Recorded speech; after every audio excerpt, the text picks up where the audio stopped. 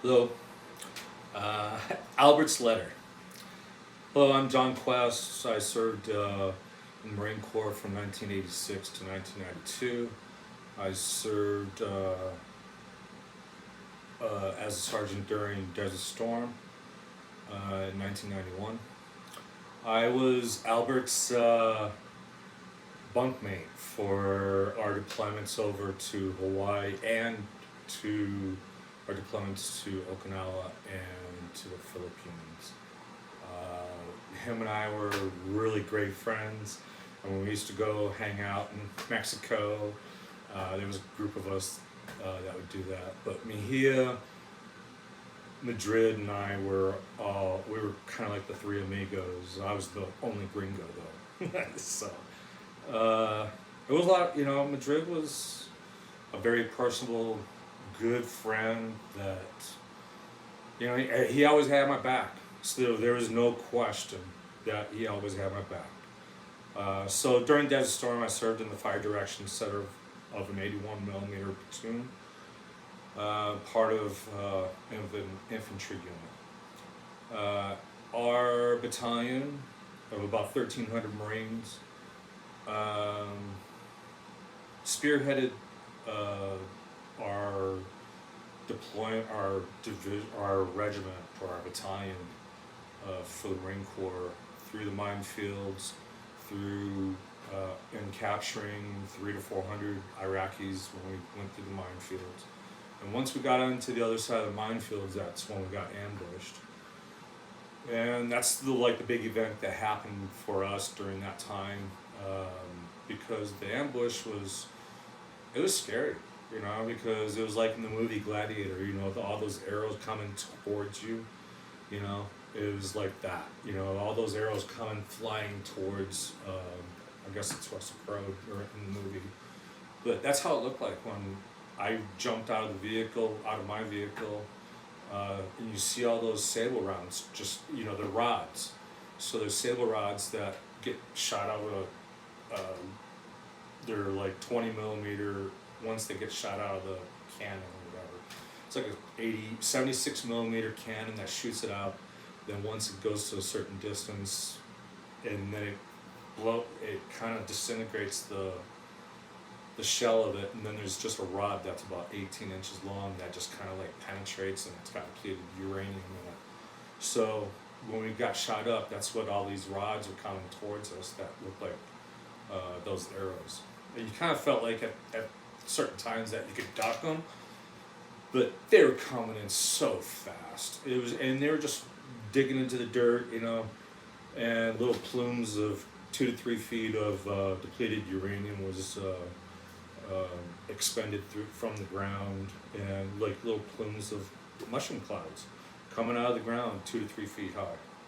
And that's when I got out the first time, that's when Lance Corporal Porter got killed. He got hit by one of those rods, and they went through him, and he had a flak jacket on with a grenade vest. Once it went through him, it made one of the grenades go off, and just all these flares were starting to go off, and the rod went right through him, through the back, and it just like sprayed up through his back, and he just slumped down and just dropped down to the ground. By that time, I was probably about 100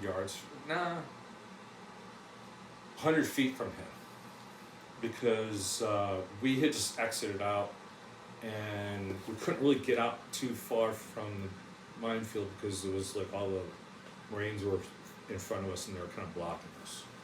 So that's the big event that happened towards us. Madrid's vehicle, I'm surprised nobody died. More people died, more Marines didn't die. I mean, it was like being sprayed like those arrows. There's just so many of those rods coming towards us, and we were being attacked by 13,000 plus Marines. That was reinforced with the tank division. They had jets coming over us to bomb us, but their pilots recognized that we had Humvees and stuff, American vehicles, so they aborted the mission, and you'd see all the tracer rounds shooting up the anti-aircraft stuff going up towards the jets that did a big ass loop And then they came around again, but this time they flew way behind us and dropped a couple bombs on behind us to stop the friendly fire from being shot at us again, or from them advancing onto us. And I don't know if it worked or what. All I know is it just seemed like forever when we were getting shot at. Madrid's vehicle, I know the back of his vehicle got hit by one of the rods, and it missed one of the Marines probably like 4 or 5 inches, and it ricocheted off the corner of the vehicle, like it kind of like hit it so that it was like ricocheted. And I guess somebody's got a picture of it, where somebody has a picture of where it hit the vehicle. In Madrid, when I was out there visiting him, he was saying that how the rod went right by his foot, missed his foot like within a foot, he said. And his foot was kind of like hanging out the door, hey, I'm cruising along, I guess. I don't know. It was funny when he was telling me. But he goes, ooh, he pulled his foot in, ooh, that was close. But I mean, it's sometimes it's funny to funny to talk about it, because especially when we're talking about it with other Marines and we experience it with other Marines and going through it, the same, we had a whole platoon, there was 68 of us, probably more than that, because they brought in a whole bunch of corpsmen. They thought we were going to get shot up. They brought in a whole bunch of corpsmen, a whole bunch of doctors, the Navy guys coming in. We had like 5 extra guys. I was, who are you? Well, we're corpsmen. It's like, damn. Now we have 8 corpsmen, 1 per gun. It seemed like it was bad.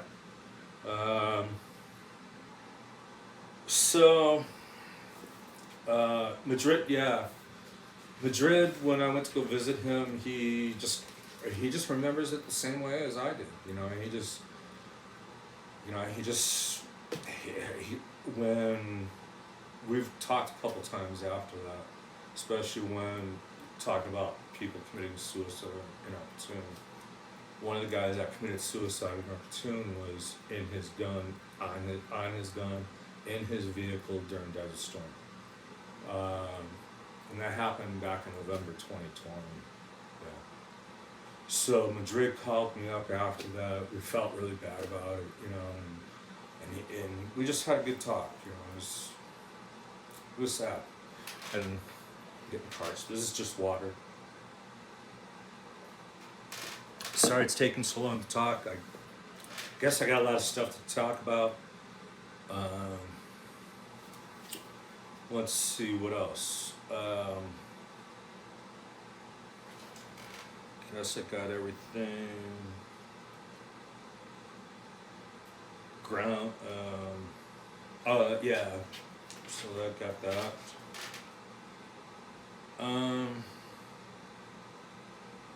I have been diagnosed with PTSD. I'm glad you guys are able to edit this so we can get those parts out. So I've been diagnosed with PTSD. I want to try to aim at the camera more instead of looking at me, I guess. And received mental health treatment throughout the VA. So I'm very appreciative of that. I didn't know that I had suffered with PTS since the Marine Corps. I haven't really remembered any of my dreams. One time I was having a nightmare. I just got my dog, my pit bull, Jasmine, and I allowed her to sleep in the room with me at the time, and I was having a nightmare, and she jumped up on my bed, hey, what's going on? And woke me up, startled me, and I noticed that she was there. And at that moment, I could remember my dream. And I was like, wow, this is not a good dream. It's kind of violent. This is not the type of person I am. This is the same tactics that I was learning while I was in the Marine Corps. So that's not good. I understood it at that point. And then I have a couple good friends that have made comments to me in the past that suggested certain things, and I was like, one thing is that I've been to a couple times, my actions have been called reckless. And these are good friends of mine that have said, hey, you're kind of reckless right now. And, whoa, it's like, whoa, these people really know me. So I really appreciate them saying that to me, because it said something to me. Hey, you know, it made me think, hey, what am I doing? What's going on? This is, yeah, I am acting kind of like reckless. Let me think about stuff and let me reorganize. And this is before I even got treatment. So once I had my nightmare, that kind of like stirred up a lot of things, and just kind of made me think, hey, I need to go to the VA and get some help. And that's when I went to the VA to get some help. And just asked them, hey, what's going on with me? And then I started finding out more things, finding out more issues that I've been having since the Marine Corps, physical things. Back pain, hips, neck, you know, feet. And Madrid was complaining about the same stuff. And the guy that killed himself, that committed suicide, he complained on Facebook of how much pain he was in, physical pain too. And I've been in a lot of physical pain since Desert Storm 2, because I think that we've been exposed to the burn pits, the Burjan oil fields, we've taken nerve agent pills, and, you know, anthrax, anti-nerve agent stuff, and, you know, just all the stuff that we had put in our bodies at that time, plus the depleted uranium that was popping up. I mean, we all there's quite a few of us that have skin issues now.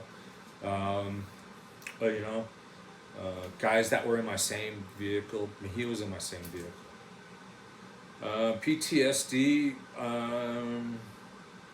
you know, I suppressed the Marine Corps for 25 years. I didn't really address my issues with Marine Corps. Nobody really knew that I was in the Marine Corps, which was, you know, now everybody's kind of surprised, you know, because here I am talking about the Marine Corps stuff a lot. But I want to help people. I want to help my brothers from my platoon.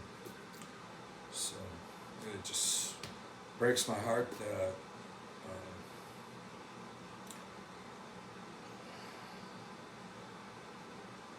I wasn't a better friend sometimes. And I just wish I could have done more for Major. Sorry. I wish I had done.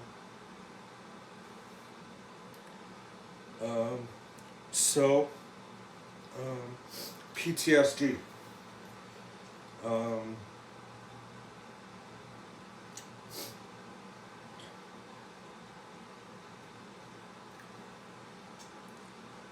PTSD affects people, and people react in different ways. So they may react by abusing drugs, alcohol, abusing family members, you know, abusing themselves, you know, being reckless, you know. So that was kind of like, whoa, I'm reckless? And I'm kind of feel like I'm the safest person in the world, you know. It's like, I didn't know that I was reckless. But, you know, and then when my crazier friends tell me that I'm reckless, I'm like, whoa, all right, something's going on. So we may get into bad relationships. We may just do things that are not good for us, or for people that are around us. You know, we may neglect people. We may mistreat people. We may have bipolar issues, you know, mood swings, you know, just all kinds of issues, you know. But if you don't recognize that you have PTSD, or if you have these issues, you're just going to continue this stuff. And hopefully someone's around you to shake you and say, hey, you're being reckless, dude, or woman, you know, or you know, and it's a good friend that you really value their judgment. A lot of people may say, screw you, or whatever, but these are friends that I really value their judgment. So I really appreciate that. I'm grateful for my friends. And some of the other things. They so PTSD has side effects, fatigue, anxiety from fireworks, explosions, guns, loud noises, backfires, maybe some kind of like something waving in front of them. It could just make them startled, because of whatever they experienced at that time, and PTSD affects every trauma that people go through, and it causes so fatigue. That's sleep apnea. Sleep apnea causes fatigue. Because you don't get good rest sleep. You don't get good sleep. Driving sometimes for me, because I was a driver during Desert Storm and I felt trapped. So when I feel trapped in the vehicle, sometimes I feel like I get anxious. So I'm a poor driver at times. So you get mood swings. You may start drinking, taking drugs, abuse, poor relationships with family and friends. And one other thing, I just wanted to leave on a good note with Madrid. I know this is going more than a minute or two. So, but Madrid, Mejia, and I, we were, like I said, like the three amigos, especially when we were overseas. Madrid and I, we hung out at B.D. O'Brien's in Palm Springs on St. Patrick's Day in 1989, I think it was, and we got kicked out because of Padilla. So that sucks. And then, when we were overseas, Madrid was like, hey, John, what?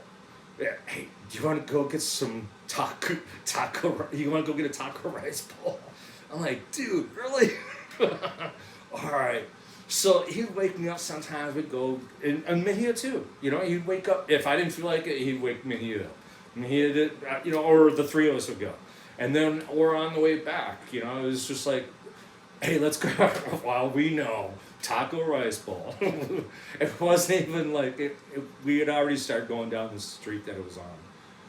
But it was just like, those memories are, those are always fun, because we're always laughing, joking, the three of us, just having a fantastic time.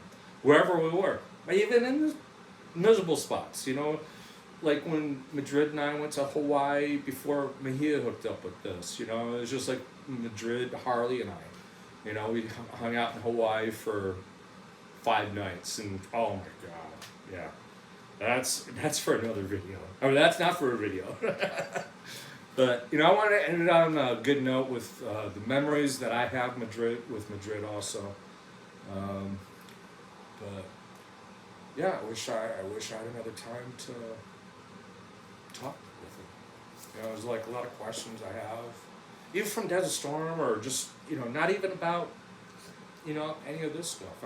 I mean, I just have memories that, hey, I just wish I could talk with somebody. So that's what I miss the most. I hope this helps Albert Sliders. And I know I called him Madrid because that's how I know it. So take care.